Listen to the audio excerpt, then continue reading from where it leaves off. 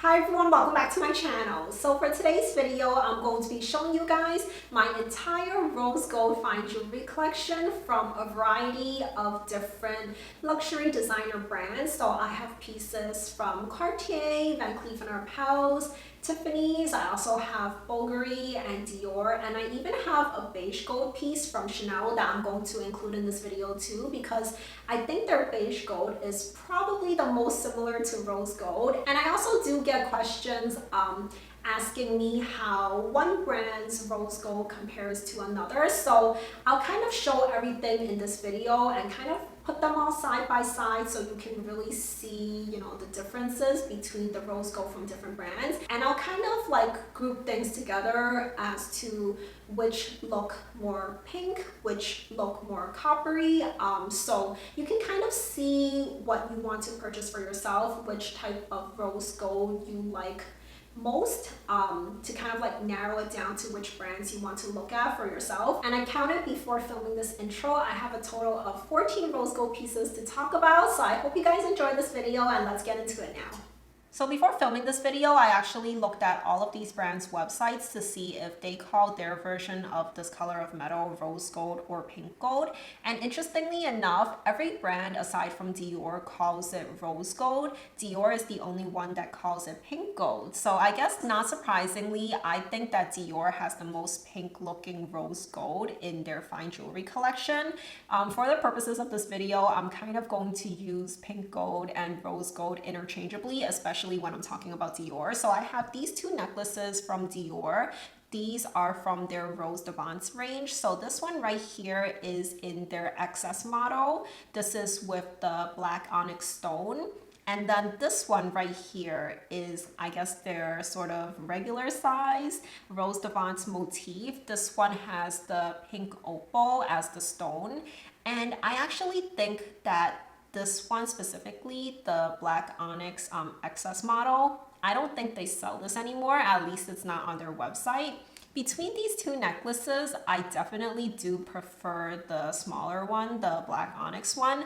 I just really like that contrast between the rose gold as well as that black stone. I feel like with the pink opal, it just doesn't really show the contrast as much, but usually I do wear these two necklaces together. So what I would do is I would put this one that has the bigger motif on the top, and then this one would be kind of underneath it. And I really like that there are these two diamonds that kind of frame it a little bit. They do tend to flip a lot though, but the back of the diamonds don't even, it doesn't look that bad. So I don't mind when it flips. And another great thing about these necklaces is that you can kind of wear them two different ways. So if you just want to have the pink opal stone, for example, or the onyx stone, you can kind of wear it like this too if you want to. And when I first bought the pink opal necklace, this one was the first one I bought between the two. I thought I would sometimes wear it on this kind of like backside, but in reality, I only ever wear these necklaces like this. So yeah, they kind of didn't turn out to be as versatile as I thought they would be. And then moving on to another item that I think also looks quite pink, but I think it's just because of the way the metal is formed. So it is the hammered rose gold from Cleef Arpels that I have right here. I'm going to put it next to the Dior pieces so you can kind of see the difference in color between the two. So I think because this is like a hammered type of metal, it makes it look pinker, because I'm going to talk about the rest of my rose gold pieces from Cleef Arpels next. And none of those pieces look quite as pink as this one right here, which is the 16 motif Sweet Alhambra long necklace. And just to talk a little bit about this necklace, I think I talk about it a lot already on my channel. I'm always saying such great things about it because I absolutely love this necklace. I wear it so often. I usually double it up, sort of like, how I have it right now. So it kind of is just a lot of these motifs layered together. And I think this does also make it look pinker too when you kind of double it like this. And I just love this necklace so much. I honestly wish I had purchased it sooner than I did. But yeah, I highly recommend this necklace. It goes with so many of my summer outfits. Probably I'm not wearing it as much right now in the winter time, but I'm so excited for it to warm up so I can wear this again. So next I'm going to talk about the rest of my rose gold pieces from Van Cleef & Arpels. So I have two matching sets of a necklace and earrings. The first one is this one right here, which is the plum blossom. So here is the necklace, and then I also have the earrings right here. Not sure how well you're going to see it on camera just because of the angling of this. Oh, actually this is great. You can really see that pearlescence sheen from the mother of pearl. So this is the first set, and then the second set I have is the mini frivole, of course in rose gold with the rubies in the center of the flower. So that's the necklace, and here are the earrings that match with it.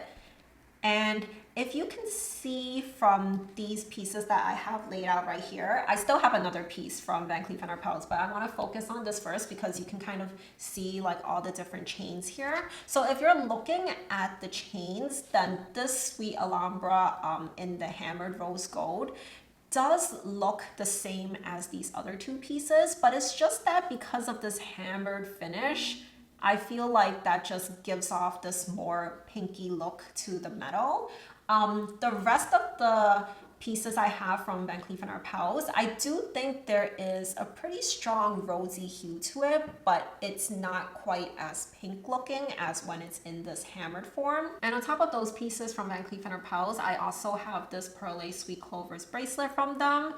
Now this is such a stunning piece of jewelry, but it is very, very expensive. I am definitely working very hard trying to get the price per wear down on this, but I really do love it. That beaded edge is just so pretty. I think this is such a feminine looking piece of jewelry, and I do personally prefer this to the regular Clovers Perle bracelet. That is just very chunky. This one would look great with a lot of the other pieces from their Perle collection. If I was willing to spend like $20-something thousand on a bracelet to stack with this, I would totally get the Perle bracelet with the single row of diamonds. I think that would look amazing with this. So these are all of my pieces from Van Cleef & Arpels. And I would say that everything else that I have to share after this isn't quite as pinkish and as rosy as all the pieces that I've talked about so far. So let me leave one of these necklaces here right now so you can see a comparison in the transition to the next items. So I'm going to leave this frivole piece right here as sort of a comparison point. So next, I wanted to talk about the more beigey looking rose gold pieces that I have. So first I wanted to talk about my pieces from Tiffany's in rose gold. One of my newest rose gold pieces, which is at this point, it's about 2 to 3 months old, actually probably more like 2. So this is the lock ring from Tiffany's. It's the half pave one. This piece is actually my oldest piece of rose gold jewelry. It's also from Tiffany's. So this one is, I want to say from like 2016 or so, and I think this is really interesting because you can kind of see how the rose gold has worn, or actually I want to say that it hasn't really changed colors over time. And this is in contrast to what I'm going to talk about with Cartier later. So this necklace right here, which is the initial necklace from the Elsa Peretti collection at Tiffany's, I don't really wear this all that often anymore, but throughout the years that I've owned this, I have worn it pretty consistently, and I feel like the color really hasn't changed all that much. Like if you compare it side by side with something that is brand new, I don't think that there is such a big difference in color between the two, which is great because in some cases, rose gold can actually turn a little bit more yellowy over time because of the oxidation of the alloys in the rose gold. But yeah, I feel like this hasn't really changed all that much, which I think is a great thing.